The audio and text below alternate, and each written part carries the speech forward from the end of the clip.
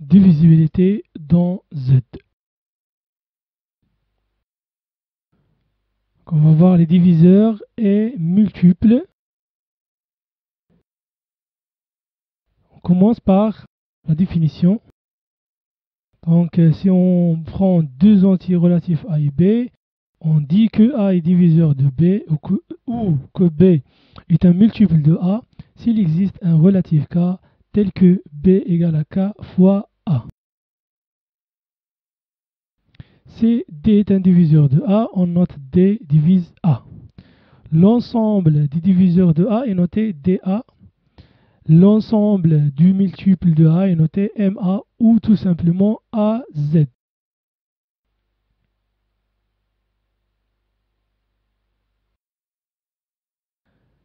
Des exemples particuliers, 1 et moins 1 divisent tous les entiers relatifs, mais ne sont divisibles que par 1 et moins 1. Le 0 est un multiple de tous les entiers, mais n'est diviseur que de lui-même. L'ensemble de diviseurs de 6 contient 8 éléments.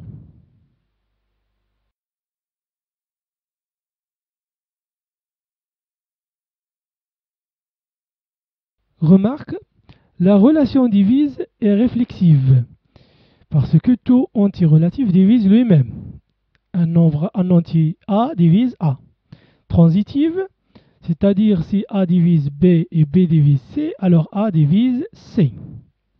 Mais n'est pas une relation d'ordre dans Z car elle n'est pas antisymétrique. Donnons un exemple.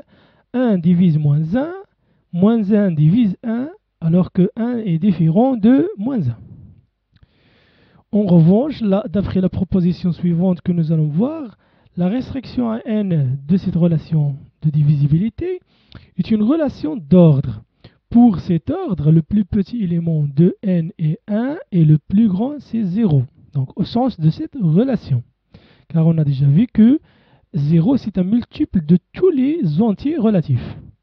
La divisibilité sur n étoiles est liée à l'ordre naturel connu de n étoiles par la relation A divise B implique que A est inférieur ou égal à B. L'implication inverse est incorrecte. Car on peut avoir, donnons un exemple, 3 inférieur à 4 alors que 3 ne divise pas 4. Donc, en effet, si A divise B, alors B égale à KA avec K appartenant à Z. Et puisque A et B sont strictement positives, alors on a K aussi strictement positif, supérieur ou égal à 1. Donc KA supérieur ou égal à A, et par suite B est supérieur ou égal à A. Ce résultat est faux, bien sûr, dans N, puisque par exemple 1 divise 0, alors que 1 n'est pas inférieur à 0. Passons maintenant à la proposition 1. Donc si A et B sont deux entiers relatifs, alors on a A divise B et B divise A équivalent à la valeur absolue de A égale la valeur absolue de B. Passons maintenant à la démonstration.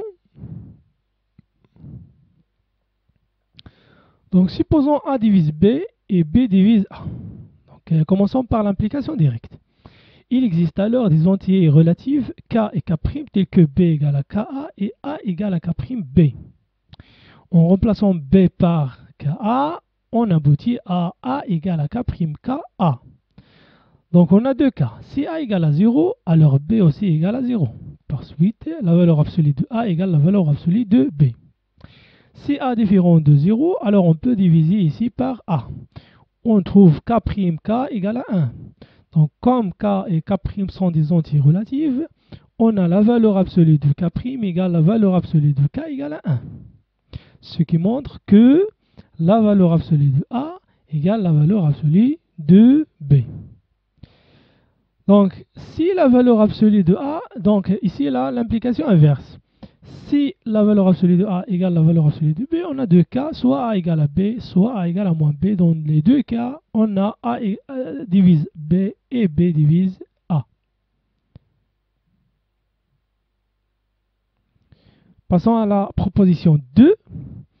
Donc si on a deux éléments, deux entiers relatifs, si I et V sont deux éléments relatifs, alors si D divise A et D divise B, avec D en relatif, ça implique que D divise une combinaison linéaire de A et B. Si X est un entier non nul, alors A divise B est équivalent à AX divise BX. Donc maintenant passons à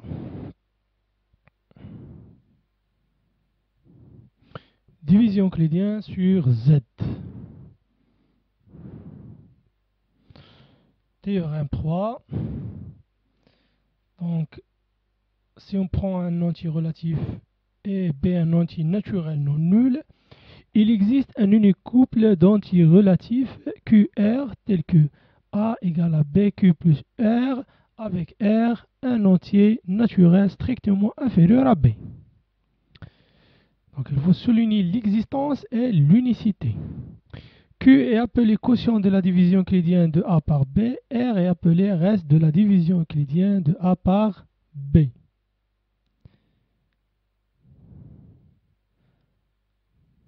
Démonstration. Commençons tout d'abord par l'unicité. Donc si on prend deux couples QR et Q'R', vérifions étoile. Donc on aura A égale à QB plus R et égale en même temps Q'B plus R'.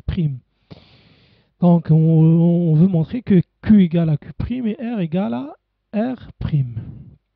On fait la soustraction terme par terme. On aboutit à cette égalité. B fois la valeur absolue Q moins Q' est égale à la valeur absolue de R' moins R. Et sachant que R et R' sont deux entiers naturels strictement inférieurs à B, cette quantité-là, donc, elle est inférieure strictement à B. Et par suite, cette quantité-là est inférieure strictement à B. En divisant par B, on trouve que cette quantité-là est inférieure strictement à 1. Et par suite, la valeur absolue de Q moins Q' égale à 0, c'est-à-dire Q égale à Q', et par suite R' égale à R. D'où l'unicité. Pour l'existence, on va traiter deux cas. Le premier cas, c'est A est un entier naturel.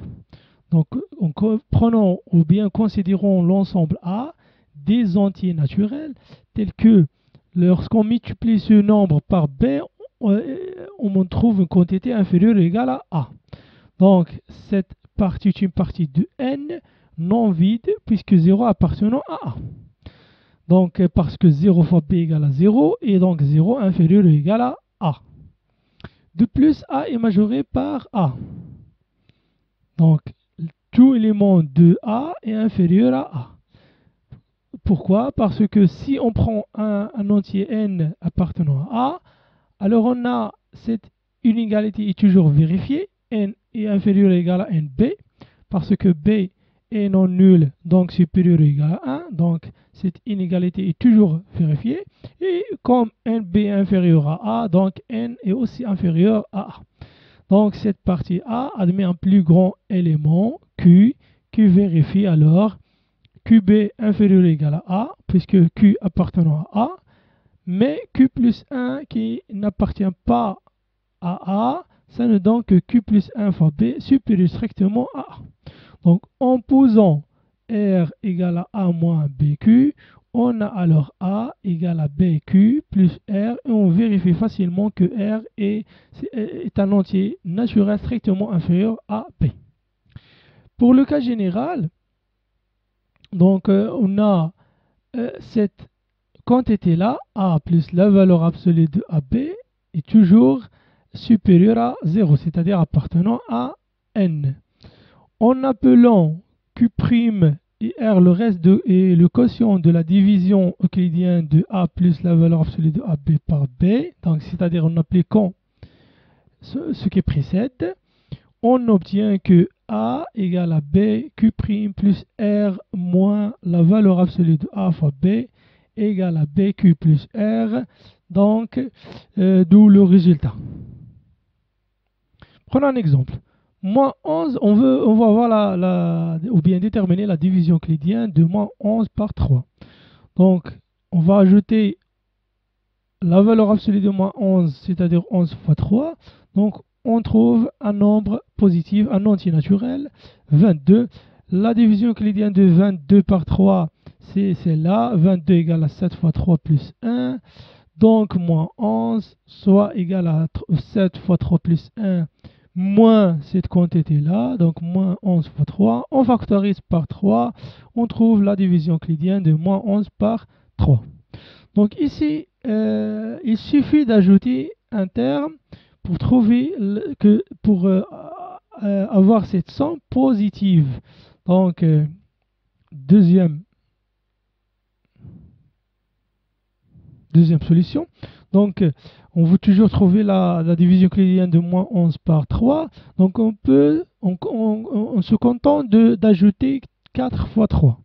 Donc, moins 11 plus 4 fois 3 égale à 1. Donc, 1 égale, on sait que 1 égale à 0 fois 3 plus 1. Et par suite, moins 11 égale à 0 fois 3 plus 1 moins 4 fois 3. Donc, en final, on trouve le même résultat, moins 4 fois 3 plus 1. Et c'est évident parce qu'il y a l'unicité de Q et de R.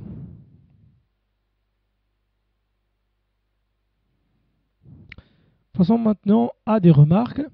Donc, si Q est le quotient et R est le reste de la division euclidienne de A par B qui est différent de 0, on a Q égale la partie entière de A sur B et R est congru à A modulo B. Parce que B divise R moins A. Donc, c'est facile de vérifier cette équivalence. Donc, si Q est le quotient de la division euclidienne de l'entier naturel A par B, l'ensemble A, déjà vu dans la démonstration précédente, est l'intervalle, est exactement l'intervalle des entiers entre 0 et